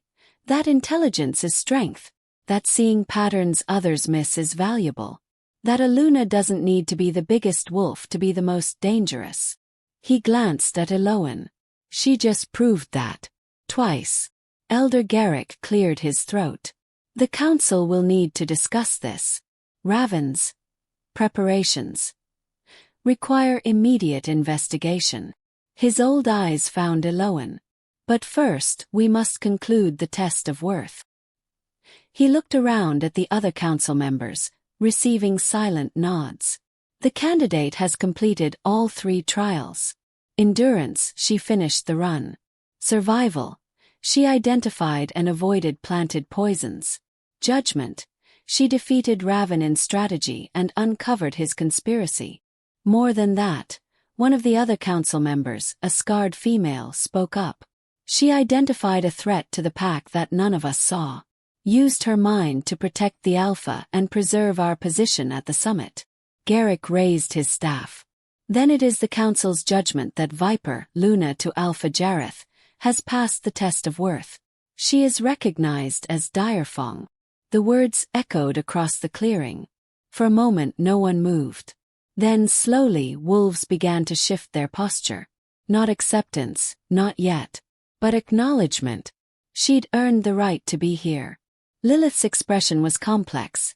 Anger, respect, calculation all warring across her features. She finally inclined her head. Just barely. Just enough. Eloan swayed on her feet. 3 days of trials. No sleep. Minimal food. Every muscle screaming. The adrenaline that had kept her moving finally drained away, and darkness rushed in. She felt strong arms catch her before she hit the ground. Smelled leather and ice and something wild. Jareth, I've got you, he said quietly. You're safe now. She almost laughed. She was in a pack of hostile warriors, had just humiliated their ambitious second, and had exposed a conspiracy that would have consequences she couldn't yet fathom. But as Jareth carried her away from the clearing, away from the watching pack, she realized something. For the first time in 3 days, maybe for the first time in her life, she'd been seen. Not dismissed. Not ignored. Seen for exactly what she was capable of. And that was worth every moment of pain. "The summit," she mumbled against his chest. "Raven's forces. We'll handle it." Jareth's voice rumbled through his chest. "You've done enough. More than enough. But sleep, Viper." And there was something almost warm in his voice. Almost proud. "You've earned it." She let her eyes close, let exhaustion claim her, and for once didn't fight against the darkness. She'd survived. She'd won. And tomorrow she'd figure out what came next. The stone circle had witnessed 1,000 years of pack politics, and it wore its age with brutal elegance. Ancient standing stones formed a perfect ring on neutral ground, territory claimed by no pack, protected by laws older than any living alpha. The stones themselves were carved with the names of legendary leaders, their achievements, their failures. A reminder that power was temporary, that history judged everyone eventually. Eloan stood beside Jareth at the edge of the gathering, watching alphas from across the territories arrive with their entourages. She'd spent the 2 weeks since the test recovering, studying, preparing. Her body had healed mostly. The cuts and bruises had faded, though her shoulders still ached when it rained. But more than physical recovery, she'd spent the time learning Direfang's political landscape, memorizing faces and alliances, studying the intricate dance of pack politics. She wore leather armor now, fitted properly to her small frame. Dark, functional, marked with Direfang's sigil, a wolf's head wreathed in thorns. Her hair was braided in the complex pattern Mira had taught her, a style that marked her as Luna. The temporary mark on her wrist was hidden beneath a leather bracer, but she could still feel it pulsing steadily. 2 more days. The mark would fade in 2 more days, and their bargain would be complete. The thought created a hollow feeling in her chest that she refused to examine too closely. "Riverstone and Ironpaw have arrived," Jareth murmured beside her. "That's everyone except Shadowfen, and they never attend anyway." His eyes scanned the gathering with predatory assessment. "Raven will make his move today. He has to. This is his last chance before the mark fades and he loses his justification." "He'll wait until you're in the circle," Eloan said quietly. "When you're formally presenting Direfangs standing to the Grand Council. Maximum audience, maximum humiliation if he succeeds." Jareth glanced at her. Over the past 2 weeks, something had shifted between them. Not romance, nothing so simple, but partnership. The kind forged in mutual survival and grudging respect. "You sound certain." "I am." She'd studied Raven's patterns obsessively since uncovering his conspiracy. "He's theatrical. He wants everyone to witness Jareth of Direfang being brought low by his own second. It's not enough to win. He needs you destroyed. Then we'll destroy him first." Jareth's voice was flat, final. "You have the evidence." Eloan touched the leather satchel at her side. Inside were documents she'd spent 2 weeks collecting, requisition orders with Raven's seal, correspondence with other packs' ambitious seconds, patrol reports that revealed the extent of his planned blockade. But more than that, she had something Raven didn't know she'd found, a coded message system hidden in the supply manifests. Simple substitution, easy to miss unless you were looking for patterns. She'd been looking for patterns her entire life. "I have it." She met his eyes. "But Jareth, once I present this publicly, there's no going back. Raven will be declared traitor. The shame will extend to anyone who supported him. Some of your pack. Some of my pack chose to follow a conspirator over their alpha." His expression was granite. They made their choice. Now they face the consequences. A horn sounded, low, resonant, calling the alphas to assembly. Around them, wolves began moving toward the stone circle, taking positions based on pack strength and territorial size. Jareth strode forward, and Eloan fell into step beside him, matching his pace despite her shorter legs. They entered the circle together.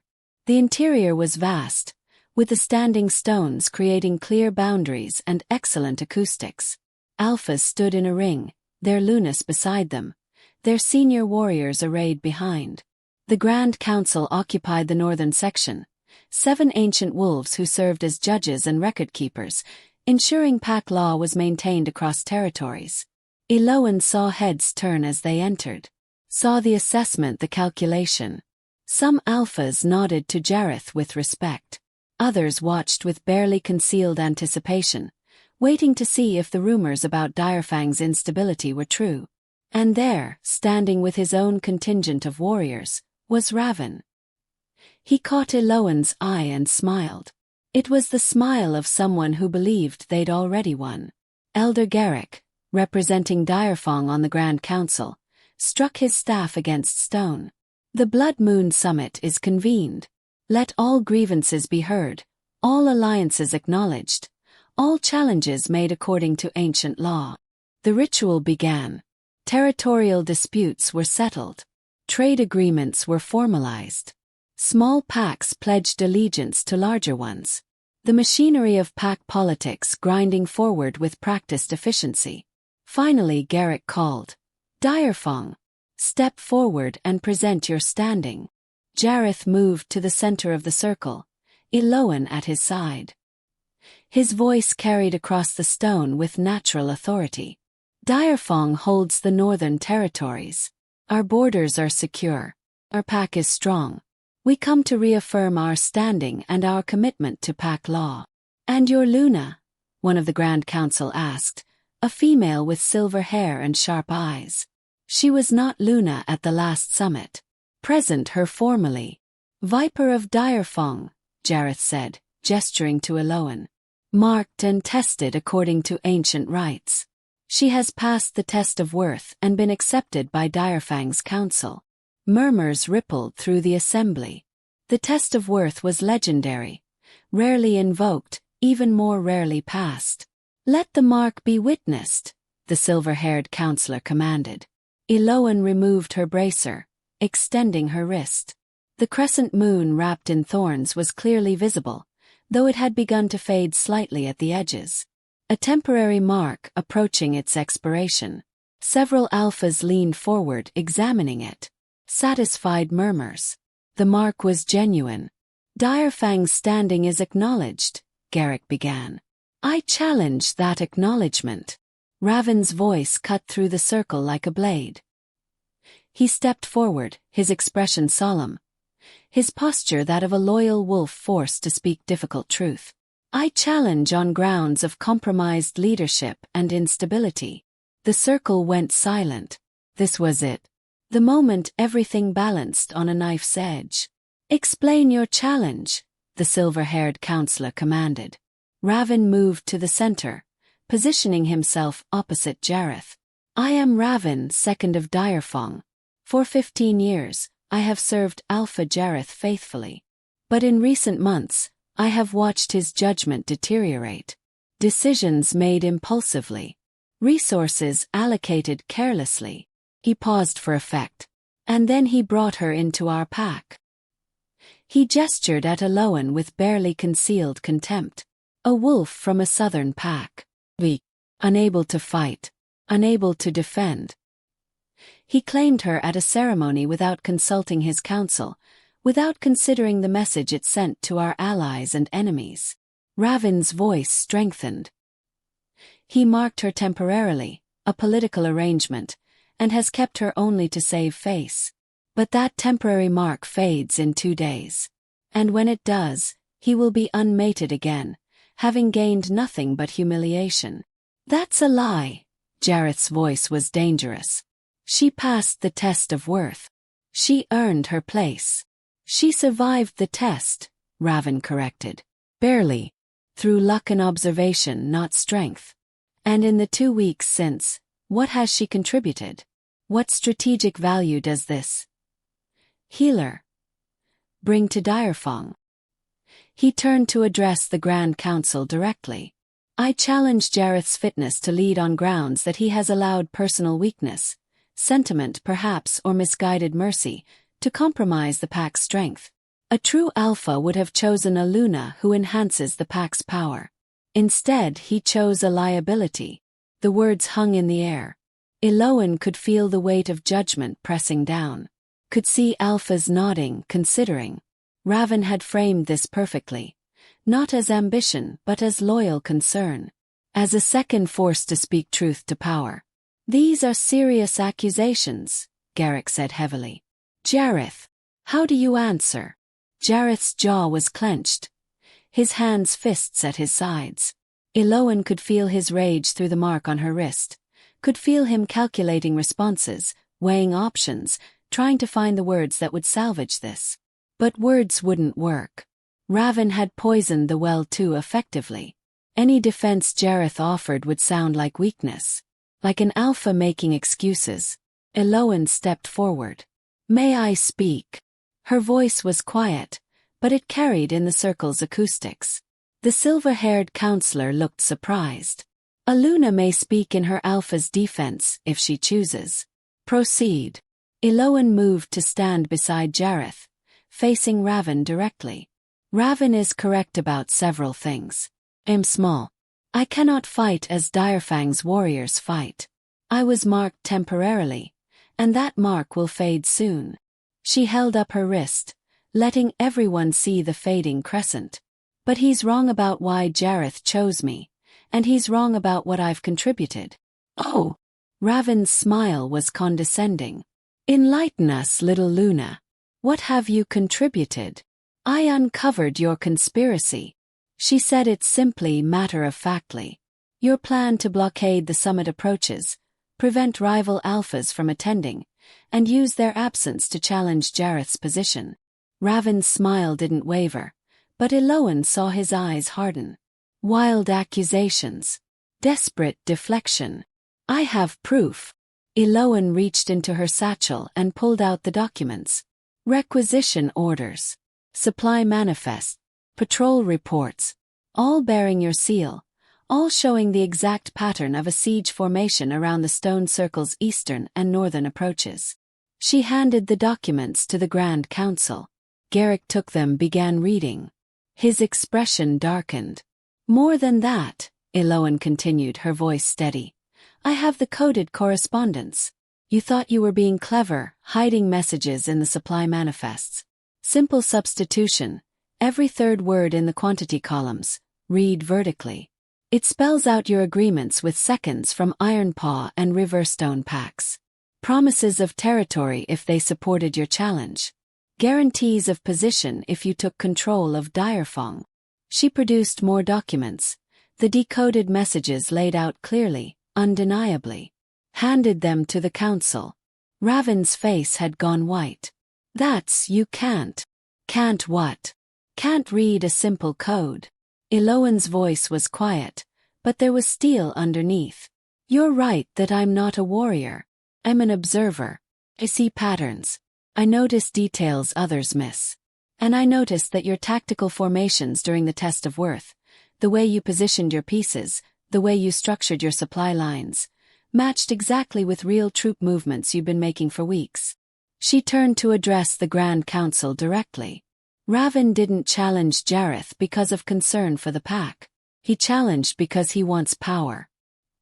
He's been planning this coup for months, carefully building support, positioning forces. He wanted me to fail the test of worth because it would prove Jareth's judgment was flawed. But when I passed, he had to accelerate his timeline. Had to make his move now, before the temporary mark faded and he lost his justification. Garrick was reading through the documents with increasing severity. The other council members leaned in, examining the evidence. The decoded messages were particularly damning. Explicit discussions of overthrowing Jareth, dividing Direfang's territories, establishing new alliances. These codes, one of the council members said slowly. These are genuine, not fabricated. Test them yourself, Eloan said. Take any supply manifest from the past 3 months. Read every third word in the quantity columns vertically. You'll find the messages. Raven's composure was cracking. This is absurd. She's a nobody from a southern pack, making desperate accusations. She's a Luna who uncovered a conspiracy that would have fractured pack law. The silver-haired counselor cut him off. Her eyes were cold. She's provided evidence. Multiple sources, all corroborated. These documents are genuine. I can see your seal on everyone. She looked at Raven with disgust. Did you really think you could manipulate the summit? That we wouldn't notice alphas being blocked from attendance? We had already noticed, another council member added. We had patrols monitoring the approach routes. We knew someone was positioning forces for a blockade. We simply didn't know who. He looked at Eloan with grudging respect. You saved us considerable time and prevented bloodshed. Raven was trapped. Eloan could see him calculating, searching for an escape. But there was none. The evidence was too complete. His conspiracy too obvious once exposed. Raven, second of Direfung. Garrick's voice was heavy with judgment. You are charged with conspiracy against your alpha, with attempted manipulation of the summit, and with betraying pack law. How do you answer? For a long moment Raven said nothing. Then his expression twisted into something ugly. All pretense of loyalty stripped away, revealing naked ambition underneath. I answer that Jareth is weak. Weak enough to be brought low by this. This child playing at being Luna. He spat the words. I could have made Direfong great. Could have expanded our territories, crushed our rivals. Instead, he marks a nobody and calls it strength. You could have made yourself alpha. Jareth's voice cut through Raven's rant. That's all you ever wanted. Power for power's sake. You never cared about Direfong. Only about yourself. And you care about her. Raven's laugh was bitter. That's what makes this perfect. You actually believe she's valuable. That her clever little observations make up for being unable to defend herself. Unable to fight, unable to. She defended me. Jareth's voice was quiet but carried absolute authority. She defended Direfong. She saw a threat I missed, uncovered a conspiracy that would have destroyed everything, and she did it using the exact skills you claim are worthless. He moved to stand beside Eloan, his presence solid and unwavering. You want to know what makes her valuable? She thinks. She observes. She sees 3 moves ahead while you're still planning your next attack. That's not weakness. That's the most dangerous kind of strength. The Grand Council conferred quietly among themselves. Finally Garrick stood. Raven of Direfong, no. Raven of nowhere. You are declared traitor. Your name will be struck from Direfang's records. You are exiled from all pack territories. Any wolf who aids you will be declared rogue. He struck his staff against stone. This is the Council's judgment. Final and binding. Raven's warriors, the ones who'd supported him, were already backing away, distancing themselves. Within moments, Raven stood alone in the circle. His conspiracy exposed, his support vanished. Get him out of my sight, Jareth said quietly. Before I forget we're on neutral ground. Direfong warriors moved forward, surrounding Raven. They led him from the circle, not roughly but firmly, irrevocably. He was already a ghost, already forgotten. The silver-haired counselor turned to Jareth. Direfang's standing is reaffirmed. The challenge is dismissed. She looked at Eloan. Your Luna has proven herself more thoroughly than most alphas prove themselves in a lifetime. The test of worth is one thing. Uncovering a conspiracy is another entirely. She is more than proven, another council member added. But we note the mark is temporary. What are your intentions, Alpha Jareth? The question hung in the air. Every alpha in the circle was watching, waiting. This was the moment. 2 days remained on their bargain.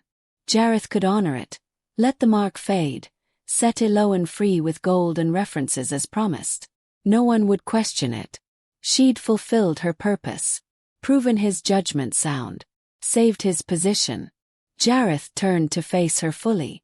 In his eyes she saw calculation, assessment, and something else. Something that might have been recognition, might have been respect, might have been the realization that he didn't want her to leave. "My intentions," he said slowly, "are to correct a mistake." He reached for her wrist, gripping it gently. Then, with his other hand, he pressed his thumb against the fading mark. She felt a flash of pain, sharp, burning, and then the temporary mark shattered, broke apart like ice under pressure, dissolving into nothing. For a heartbeat, her wrist was bare. Then Jareth drew a knife from his belt, drew it across his palm, letting blood well up dark and red. Before Eloan could react, he pressed his bleeding palm against her wrist. The sensation was different this time. Not temporary, not pragmatic. Something deeper, something that burned through her veins like fire, like lightning, like coming home. The mark that formed was the same crescent wrapped in thorns, but darker now. Permanent. Real. "This is not a political arrangement," Jareth said, his voice carrying across the circle. "This is not temporary. This is choice." He held her wrist up for everyone to see the new mark, already settling into her skin. "Viper is not my pawn. She is not my convenient solution. She is my shield, my mind, the truest strength of Direfong." He turned to address the Grand Council directly. "She is my Luna, permanently, by choice. And anyone who questions it can bring it to me in the circle." The challenge in his voice was unmistakable. Several alphas shifted uncomfortably. No one spoke. "Does the Luna accept?" the silver-haired counselor asked, but her tone suggested she already knew the answer. Eloan looked at the mark on her wrist. Darker, clearer, permanent. Felt it resonating through her entire body, connecting her to Jareth in ways the temporary mark never had. She could feel his certainty, his respect. As not love. They weren't there yet. Maybe never would be. But partnership. Trust earned through fire. She looked up at him. At this massive, scarred alpha who'd stormed into her life and offered her a bargain that had turned into something neither of them expected. "I accept," she said clearly. The Grand Council struck their staves in unison. Then it is witnessed. Viper of Direfong, Luna and Strategic Advisor, marked permanently by Alpha Jareth. May your partnership strengthen the pack and honor pack law. The formal words completed, the assembly began to break apart. Alpha's approach to offer congratulations, or more accurately, to reassess Direfong now that Raven's conspiracy had been exposed. Several looked at Eloan with new eyes, no longer seeing the small, quiet healer but the Luna who'd unraveled a conspiracy. Lilith approached through the crowd. She stopped in front of Eloan, amber eyes assessing. For a long moment she said nothing. Then she inclined her head, deeper this time with actual respect. "I was wrong about you," Lilith said quietly. "I thought you were weakness. Turns out you're just a different kind of strength." She glanced at Jareth. "He chose well. Better than I expected." It wasn't quite an apology. But from Lilith, it was acknowledgement. Acceptance. "Thank you," Eloan said. "I'll need your support. There will be others who try what Raven tried. There will always be challengers." Lilith's smile was sharp. "That's why you keep your claws ready." She nodded once more and moved away, her warriors falling into step behind her. As the crowds dispersed and the formal proceedings ended, Jareth guided Eloan away from the stone circle, back toward where Direfang's contingent had made camp. The sun was setting, painting the ancient stones gold and red. "You realize what you've done," Eloan said quietly as they walked. "That mark is permanent. Our bargain was 6 weeks. You could have let me go. I could have." Jareth didn't look at her, keeping his eyes on the path ahead. "Would you have wanted me to?" Eloan considered the question honestly. 2 weeks ago the answer would have been yes. She'd have taken her gold and references and started over somewhere far from Direfang's harsh mountains and hostile warriors. But something had changed. She'd proven herself. had found her place not by being invisible, but by being exactly what she was: observant, strategic, deadly in her own quiet way. Direfong had tested her, tried to break her, and she'd survived. More than survived. She'd thrived. "No," she admitted. "I wouldn't have wanted you to let me go." "Good." He finally looked at her, and that almost smile played at his lips again. "Because I've grown accustomed to having someone who thinks 3 moves ahead. It's useful." "Useful." She shook her head, but she was smiling. "That's romantic." "I'm not a romantic wolf." But his hand found hers, large and scarred and warm. "I'm a practical one. And practically speaking, you're the best decision I've made in years. Even though I can't fight. Asterisk, especially asterisk, because you can't fight." His grip tightened slightly. "Direfong has plenty of warriors. Wolves who can break bones and win challenges. What I needed, was someone who could see the threats that don't come with claws and teeth. Someone who could unravel conspiracies and spot patterns and keep me from making catastrophically stupid decisions. Like marking a nobody from a southern pack? Like letting that nobody walk away." He stopped, turning to face her fully. "You saved my position, Viper. Saved the pack. Proved that strength isn't just physical. I'm not fool enough to let that go." Eloan looked up at him. This giant alpha who'd claimed her out of pragmatism and marked her permanently out of respect. They weren't equals in strength. Would never be. But in this moment, looking at the permanent mark on her wrist and feeling the bond settling into something real, she realized they didn't need to be equals in strength. They were equals in value, in purpose, in the understanding that survival sometimes meant being the viper in the grass rather than the wolf at the gate. "So what happens now?" she asked. "Now." Jareth's smile was real this time, reaching his eyes. "Now we go back to Direfong. Deal with the fallout from Raven's exile. Strengthen the pack. Prepare for whatever challenges come next." He paused. "Together. As Alpha and Luna. As partners." "Partners," Eloan repeated, testing the word. Felt right. Solid. Real. Not a bargain. Not an arrangement. Choice they'd both made. She reached up and took his face in her hands, had to stretch on her toes to reach, and pulled him down to press her forehead against his. The traditional wolf greeting. The gesture of trust and equality. "Partners," she confirmed. Behind them, the stone circle stood silent witness to another chapter of pack history. The Blood Moon Summit would remember this year as the year Direfang's second fell to treachery, and their Luna rose from obscurity to become something more. The ignored apprentice was gone. The invisible girl had vanished. In her place stood Viper of Direfong. Luna. Strategist. The quiet strength behind the Alpha's throne. And as they walked back toward camp together, hand in hand, Eloan realized something she'd never thought possible. She was exactly where she was supposed to be. Finally, after 23 years of being overlooked and dismissed, she'd found the place where being small and observant and deadly made her not just useful, but invaluable. She'd found home. Not in a place.